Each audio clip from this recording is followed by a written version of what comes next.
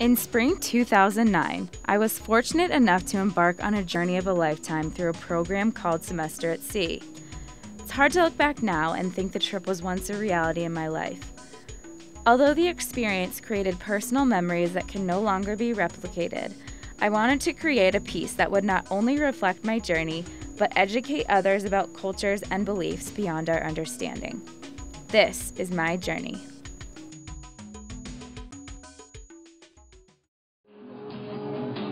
Just outside a quaint and romantic city in southern Spain called Cadiz, a number of us attended a flamenco performance.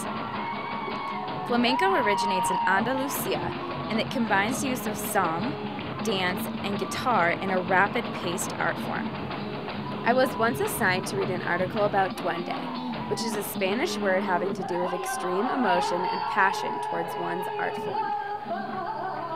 Having duende often describes flamenco performers, and the word was brought to life as each strum on the guitar struck and each dance step barreled on the ground to the beat. The room was filled with emotion, and I was in awe from this traditional Spanish art.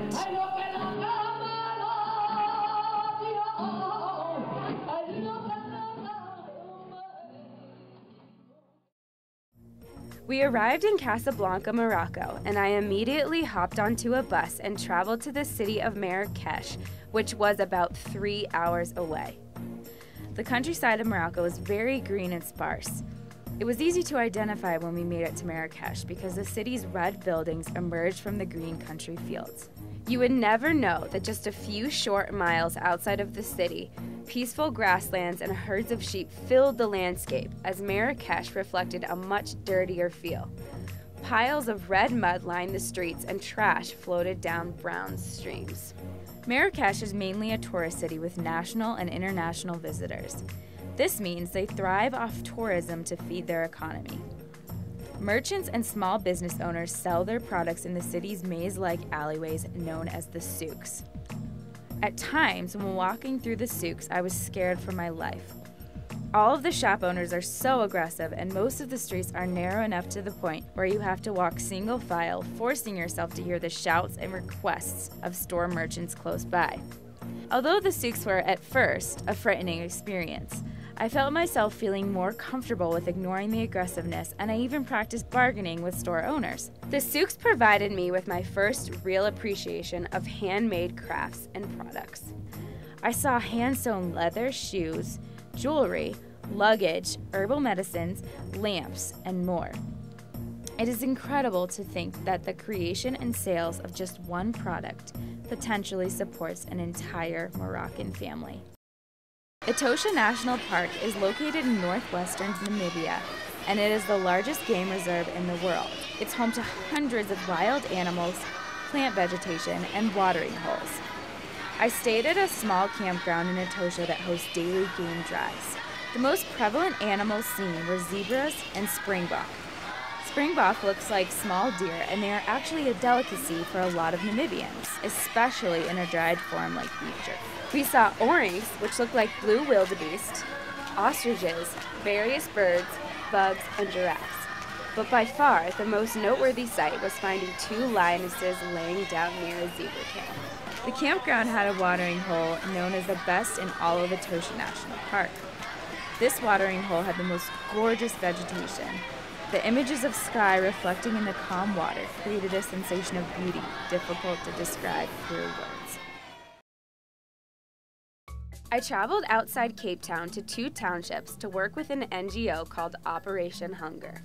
Operation Hunger's mission is to create partnerships between vulnerable households and caring people to combat malnutrition. Townships are filled with people from the Transkei and Siskiyou who came to the large city of Cape Town in search of work. However, they typically find no land, no shelter, no work, and no means to return to their previous home.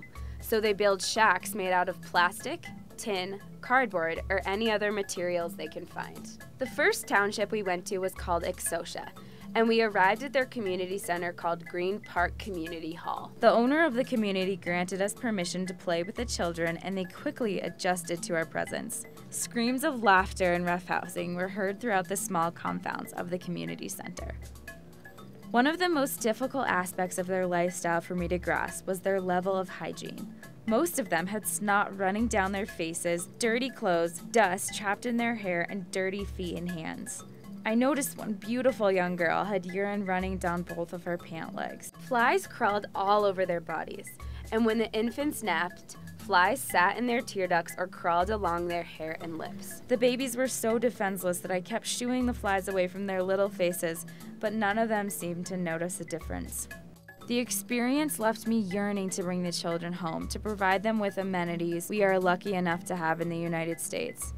However, when visiting a community like this, you begin to realize that it's not these children that need savior. They live day to day by playing with one another and using their developing imaginations to grow. They don't know any better than what they are given in life, and I've never seen so many examples of such pure happiness.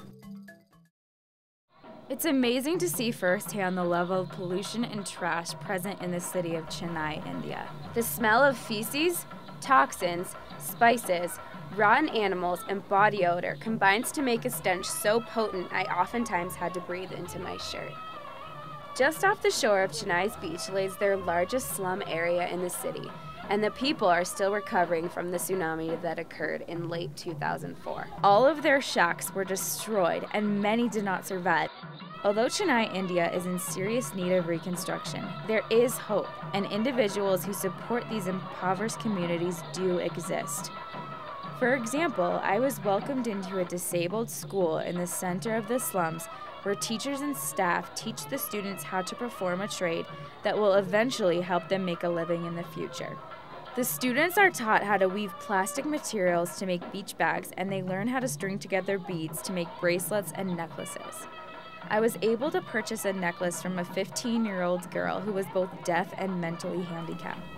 The excitement on her face when I gave her the money was indescribable, but that excitement was not nearly as touching as watching her eyes light up when she helped me put the necklace around my neck. The Vietnam War officially ended in 1975, but the conflict between northern and southern Vietnam still exists. Citizens continue to have hostile attitudes toward the communist North and the anti-communist South. At the culmination of the Vietnam War, the communist North eventually captured Saigon and changed its name to Ho Chi Minh in honor of North Vietnam's most praised president. In fact, Ho Chi Minh's body is preserved in his mausoleum in Hanoi. It was strange being in Vietnam when just a few decades ago, Americans tortured thousands of Vietnamese citizens through methods like Agent Orange, resulting in death, disabilities, and birth defects in newborns. As an American ambassador, I felt a sense of shame for my country's actions. Let bygone be bygone, and we are looking ahead. That's all. We don't look back. Yeah, we are looking ahead. Hundreds of poor Guatemalan citizens scavenged through the Guatemala City dump daily to collect bottles, cans, and other recycled goods to turn in for profit. Generations of family members have been scavenging through the dump for years, so Camino Seguro, or Safe Passage in English, was created to prevent children from following in their parents' footsteps. Camino Seguro was founded in 1999, and its mission is to combat poverty through education. The organization does this by providing free schooling to child workers. Families are encouraged to send their children to the school because if a child misses no more than 3 days of school each month, the family receives a food bag with the equivalent of what a child could pay for with his or her earnings at the dump. I think about memories from these countries daily. Each brought on a different outlook and exposure to our greater world, and it is safe to say my curiosity and understanding of other cultures has flourished. I never expect to fully grasp others' views, but I aspire to always continue on the journey. If there is one thing I learned, it's that we are all humans of the world. We aspire to attain success, to love and be loved. But ultimately, whether living among the depths of poverty or in the elite class of our societies, we all seek one thing, and that one thing is happiness.